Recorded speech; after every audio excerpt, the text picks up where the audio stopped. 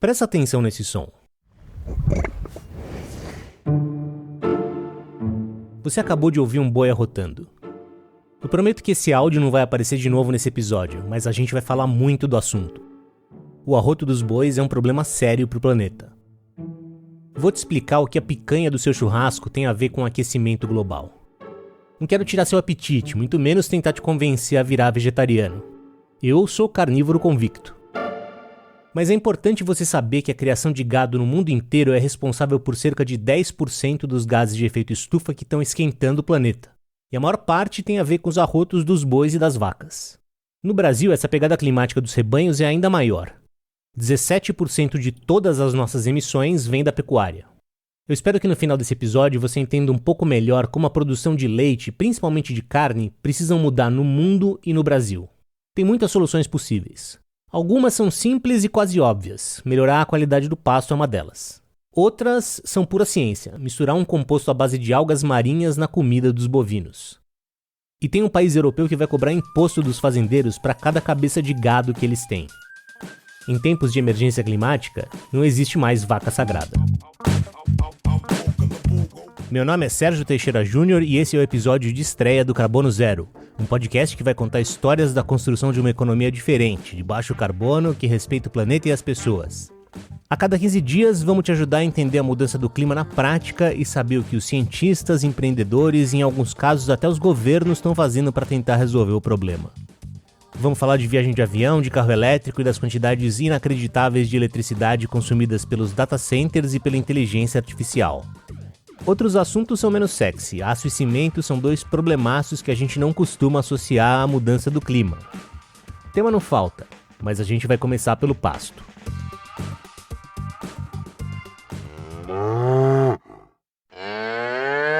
Pode parecer engraçado falar em arroto do boi, mas a coisa é séria. A digestão dos bovinos gera metano, um gás que tem um potencial de aquecimento 80 vezes maior que o do CO2, o dióxido de carbono. O Brasil tem mais boi e vaca que gente. É um dos maiores rebanhos do mundo. São umas 240 milhões de cabeças de gado. O brasileiro ama comer carne e aqui o que não falta é espaço para botar esses bichos todos. Essa é a primeira parte do problema. O Brasil tem pasto demais, mas a maioria é muito mal cuidada. O governo calcula que sejam mais ou menos uns 40 milhões de hectares de pastagens degradadas. Essa área equivale a um pouco menos do tamanho da Alemanha e da Áustria juntas. Daria para recuperar essas terras e usar em agricultura ou então reflorestar. E pasto ruim quer dizer menos produtividade. O país produz menos carne do que poderia num mesmo espaço. Um outro jeito de dizer isso é que os pecuaristas precisam abrir novas áreas para colocar esses bois. E o resultado você já deve imaginar.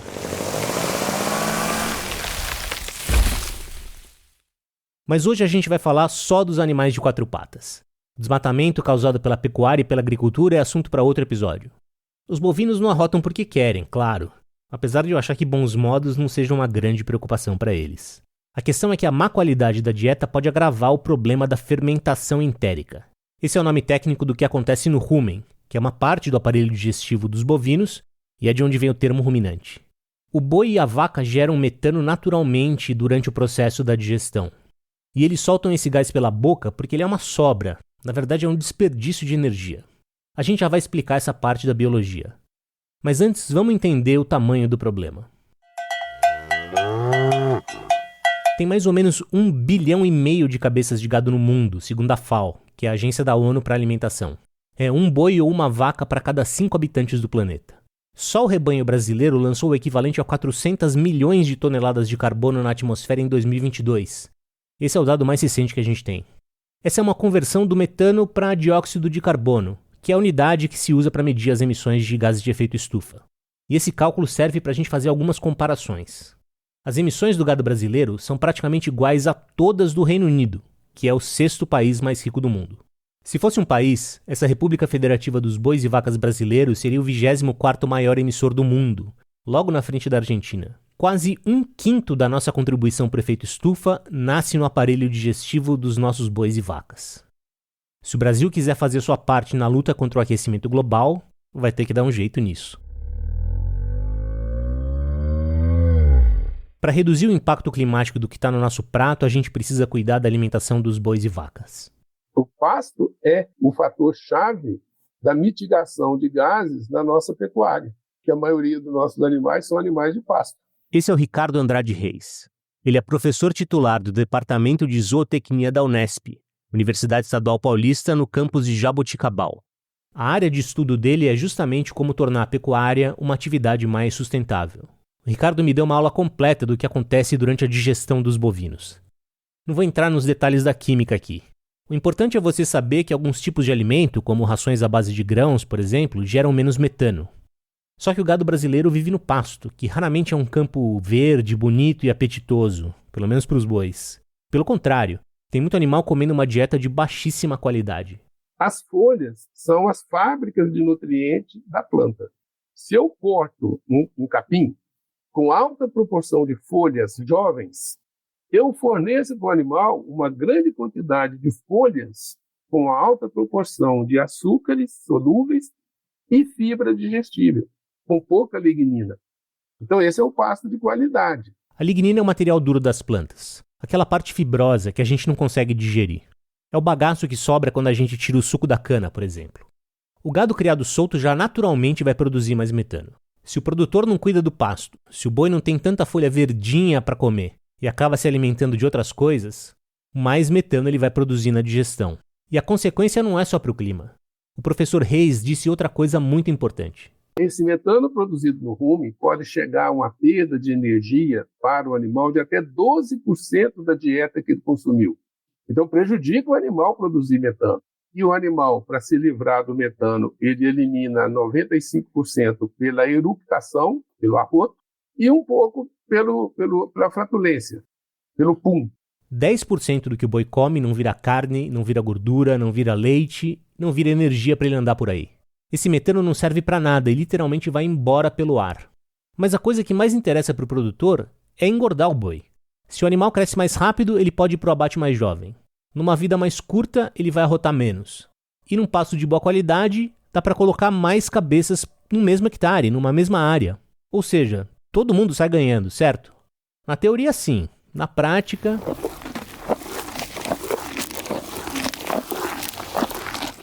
Agora a gente vai dar uma pausa na biologia para olhar para o problema de outro ângulo, o econômico.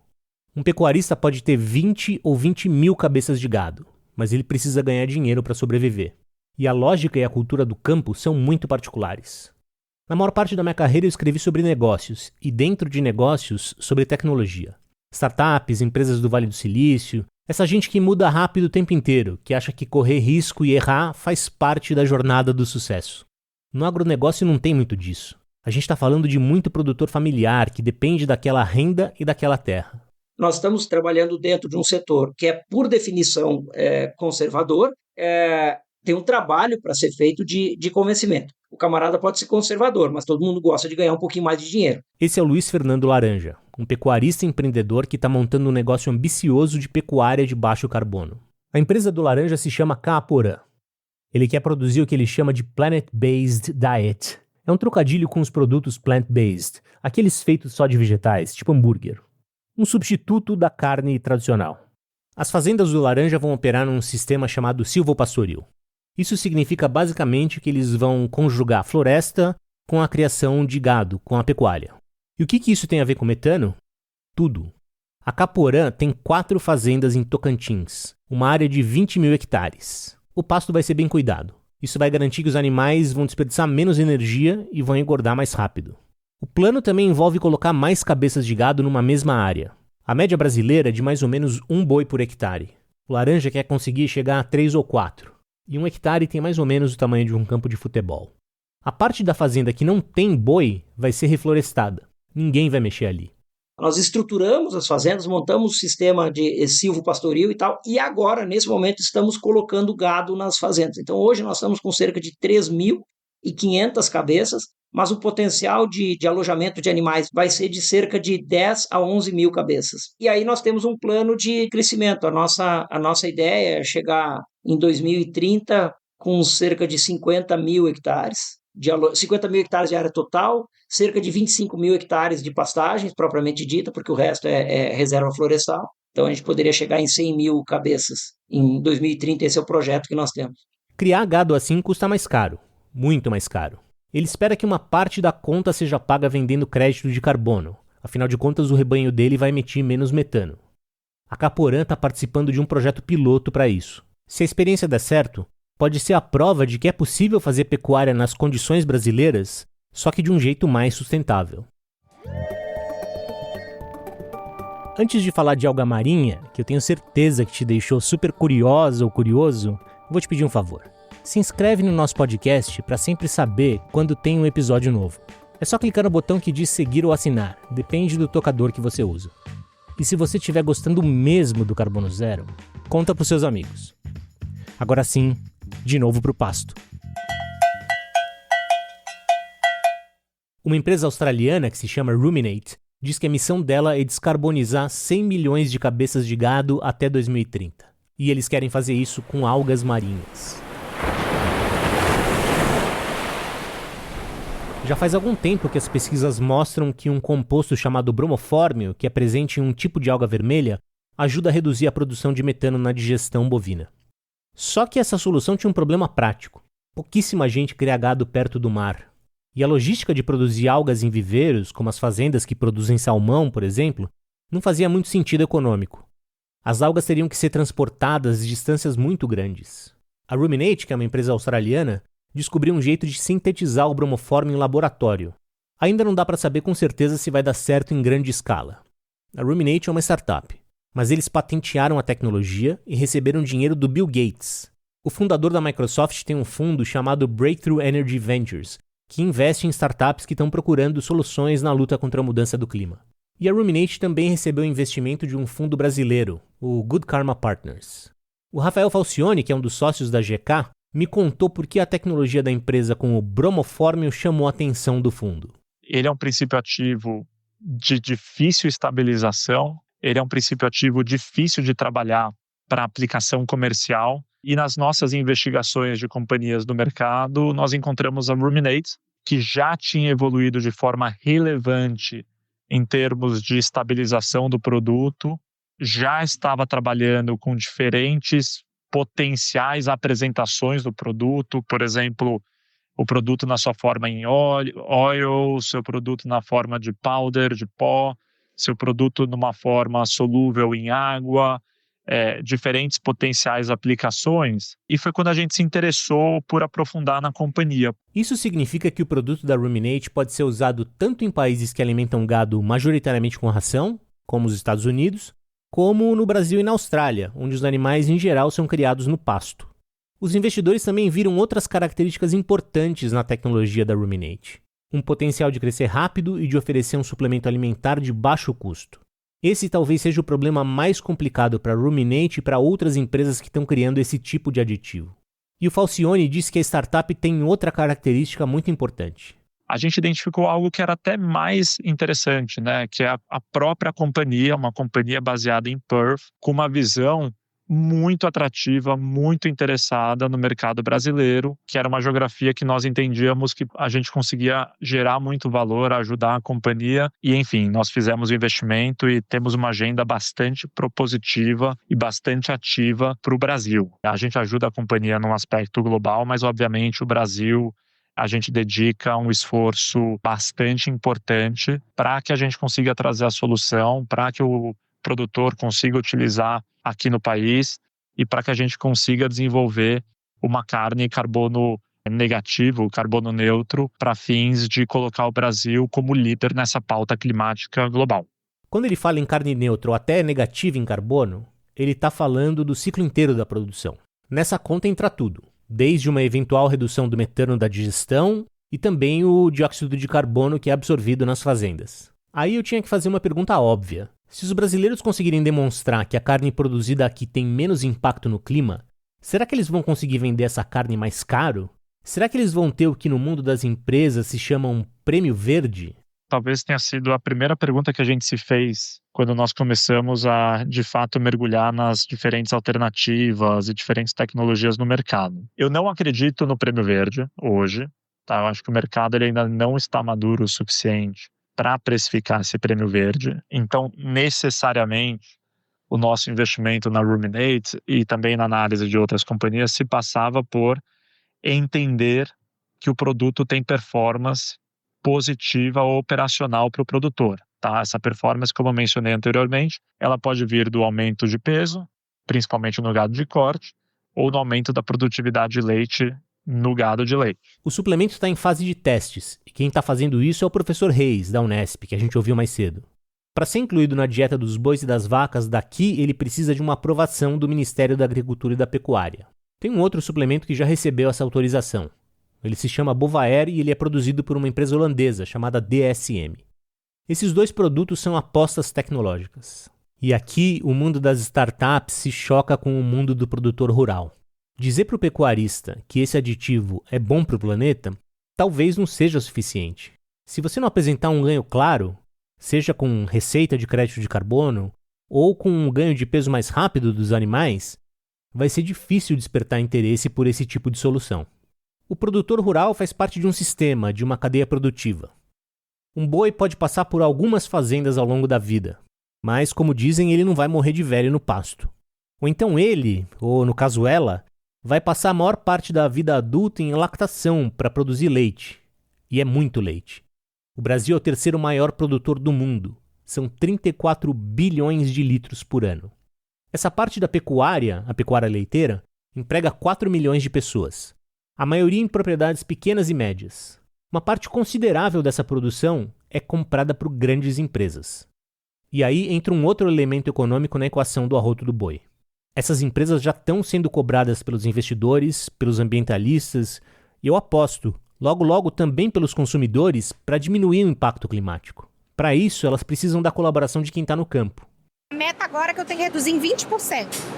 A Nestlé tem o baseline da operação 2018. Em 2025, ela tem que ter reduzido 20% lá na nossa plataforma que faz o inventário todo. Essa é a Bárbara Solero, gerente executiva de agricultura regenerativa da Nestlé. Além de cortar as emissões globalmente em 20% até o fim desse ano, como ela contou, a empresa quer reduzir o impacto climático total em 50% até 2030 e chegar no net zero em 2050. Essa conta inclui o carbono da cadeia inteira, do nascimento das bezerras até o descarte da lata de leite ninho pelo consumidor final. No Brasil, o leite tem um peso enorme no inventário de carbono da Nestlé. E esse é o nome da contabilidade de gases de efeito estufa que as empresas fazem. A gente está fazendo de tudo para a gente conseguir reduzir até um pouquinho a mais, porque ele tem um impacto muito grande em toda a operação. No total. Ele tem 50% das emissões no Brasil vem de fazenda leiteira. A atividade individual que mais peso tem nas suas emissões é produção de leite. Produção de leite. Porque a gente compra de longe, porque eu compro muito, eu compro 1 bilhão, é a matéria-prima que eu mais compro. É a matéria-prima mais importante para o negócio da Nestlé no Brasil. Eu conversei com a Bárbara no ano passado na Fazenda Retiro, numa cidade que chama Gameleira de Goiás, que fica a uns 100 quilômetros de Goiânia. A fazenda está recebendo apoio da Nestlé para mudar suas práticas e entregar um produto que ajude a empresa a atingir o objetivo que ela prometeu. A Retiro adota algumas técnicas de agricultura regenerativa. Eles reciclam a água e melhoram a qualidade do solo com adubos orgânicos que eles produzem lá mesmo. Isso ajuda a reduzir o uso de fertilizantes tradicionais, que emitem óxido nitroso, um outro gás de efeito estufa. Mas o que eu achei mais interessante foi, como eu vou dizer, a vida boa das vacas leiteiras. Não tem massagem nem música clássica, que é o que dizem que os japoneses fazem com aqueles bois da raça Wagyu, que tem a carne mais valorizada do mundo. Mas as vacas que eu vi por ali não tem muito do que reclamar. A vaca, via de regra, ela precisa comer e ruminar. Ela fica 80% do tempo dela ruminando, ela, mascando o chicletinho. É o chamado, é o boi na sombra. Isso, é o spa da vaca, eu gosto de chamar de spa. O spa é um galpão de 86 metros de comprimento por 28 de largura. O barulho que você ouve no fundo é de dezenas de ventiladores enormes. Eles ficam ligados quase o tempo todo. Tem também umas mangueirinhas que de vez em quando borrifam água para que as vacas se refresquem. Tá sentindo o gostoso, a diferença de temperatura daqui para cá? Sim. Imagina essa vaca no pasto, que a gente tem a impressão de achar que lá elas vão estar muito melhores do que aqui. O animal que passa calor gasta mais energia para regular a temperatura do corpo, e isso afeta a produção de leite. A dieta também é toda desenhada especificamente para o estágio da lactação. Metade do custo da fazenda é com a alimentação do rebanho. Vacas sossegadas, comendo direito e bem instaladas, são mais produtivas. E aí vem o número que interessa para a Nestlé. O carbono embutido no leite. Conseguir mais litros com o mesmo rebanho diminui a intensidade de carbono do produto que a empresa compra. Na média, segundo a Embrapa, as vacas no Brasil produzem cerca de 6 litros por dia. Na Retiro, são 36. Um fator decisivo para a mudança toda que aconteceu na Fazenda Retiro foi a volta do filho Gustavo da cidade. Ele se formou em engenharia, mas percebeu que tinha outros produtores por ali, vizinhos, que estavam usando técnicas novas. E ele convenceu o pai, o Valdinei, a tentar fazer as coisas de um jeito um pouco diferente. Um extra que a Nestlé paga também ajudou. No mercado, o preço médio de um litro de leite é de mais ou menos R$3. A Retiro recebe 15 centavos a mais que isso. A remuneração é pelo pacote completo, a redução da intensidade de carbono do leite e também o uso de práticas regenerativas. Esse prêmio verde ainda é pouco comum, mas não existe incentivo melhor do que colocar mais dinheiro no bolso do produtor. Afinal de contas, ele é que tem que pagar para construir o spa. No caso da pecuária de corte, melhorar o pasto também não é barato. Existe uma expectativa de que os créditos de carbono ajudem a fechar essa conta. A gente vai explicar em detalhes como funciona esse mercado do carbono em um outro episódio. Agora, o importante é saber o básico. Um crédito equivale a 1 tonelada de carbono que deixou de ser emitida ou que foi retirada da atmosfera.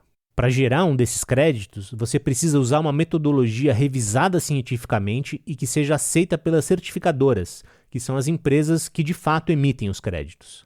Esses métodos já existem para quem protege florestas ou para quem está reflorestando áreas degradadas. Só que no caso da pecuária, falta uma metodologia adequada para as condições brasileiras. E tem um projeto que está tratando justamente disso.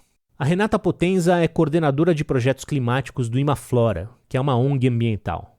Ela me explicou que a conta do carbono da pecuária brasileira tem que ser feita em termos de produtividade, ou seja, produzir mais em menos espaço e em menos tempo. O que a gente acredita, e essa metodologia ela traz, é que essa mensuração ela seja feita via resultado, ou seja, que esse crédito de carbono ele seja gerado por produtividade. Então, quanto mais eu produzir de uma forma melhor, no menor espaço, eu vou ter ganhos, né? Porque aí eu reduzo o meu metano, eu consigo produzir ou manter a mesma quantidade produtiva ou aumentar a minha quantidade produtiva e ainda assim reduzir a pressão por abertura de novas áreas. Então, eu estou otimizando o uso, né? O meu uso da terra e também mensurando ali as toneladas de emissões de gás de efeito estufa ou de metano por quilo ou por tonelada de carne produzida. O trabalho está entrando na fase final. A metodologia ainda precisa receber o ok da Verra, que é a maior certificadora de carbono do mundo. E só aí ela vai começar a ser usada. O Luiz Fernando Laranja, da Caporã, faz parte do projeto piloto. Só que colocar um projeto de carbono de pé é complicado e custa muito caro. Além de fazer um investimento inicial, você precisa contratar empresas especializadas nisso. E só depois de algum tempo vai ter o que vender, vai ter os créditos efetivamente. E como é que ficam os pequenos produtores nessa história? Nós estamos tentando facilitar ao máximo para que esses projetos eles possam chegar na maior parte dos produtores, obviamente, e também cheguem nos menores, né, nos pequenos produtores. Quando são menores produtores, a ideia e o incentivo é que seja feito via cooperativas, que seja um grupo de produtores, porque realmente, para um produtor sozinho e pequeno, acaba que esses projetos de mercado de carbono voluntário se tornam inviáveis, porque eles são, sim, mais custosos, eles são mais demorados. Estamos tentando fazer com que seja uma metodologia o mais acessível possível, mas sabendo que existem limitações e que essa é uma das soluções para o mercado, né, para o produtor acessar, mas sabendo que nem sempre vai chegar a todos. Nós não estamos falando de alguma coisa em que o cidadão tem que adotar uma nova técnica simplesmente por uma questão de consciência. Olha, nós temos que fazer um movimento aqui para mitigar de forma significativa a mudança climática, todo mundo tem um compromisso com isso. Não é disso que nós estamos falando. Nós estamos falando de uma possibilidade de adicionar uma linha de receita nova na atividade do cidadão que produz leite ou carne e que pode ser um fator de convencimento aí bem importante. Como no caso das fazendas de leite da Nestlé, os frigoríficos, que são os grandes compradores da cadeia produtiva da carne, também têm um papel a cumprir. Hoje, o principal foco das grandes empresas, como JBS, Marfrig e Minerva, só para citar algumas, é garantir que os animais que eles compram não tenham passado por nenhuma área desmatada. E esse problema é enorme, principalmente na Amazônia. É muito comum que os bois passem por várias fazendas diferentes antes de chegar no frigorífico onde ele vai ser abatido. Esse rastreamento completo da vida do animal, para ter certeza de que os fornecedores não estão derrubando florestas, é muito importante, mas é um desafio extremamente complexo e também assunto para um episódio futuro. O net zero da carne envolve muita coisa. E a questão do desmatamento é uma delas. A Marfrig foi a primeira empresa do setor a receber um selo muito prestigioso para os seus planos de descarbonização. Esse selo é dado por uma entidade que se chama SBTi, e ela avalia se os planos net zero das empresas estão alinhados com a melhor ciência. O plano da Marfrig hoje é reduzir em 33% a intensidade das emissões de carbono de cada animal abatido nos próximos 10 anos. Eu confesso para você, Paulo, na hora que eu vi 33%, junto com aquele monte de gente que conhece profundamente o tema, eu falei, mas gente, só isso?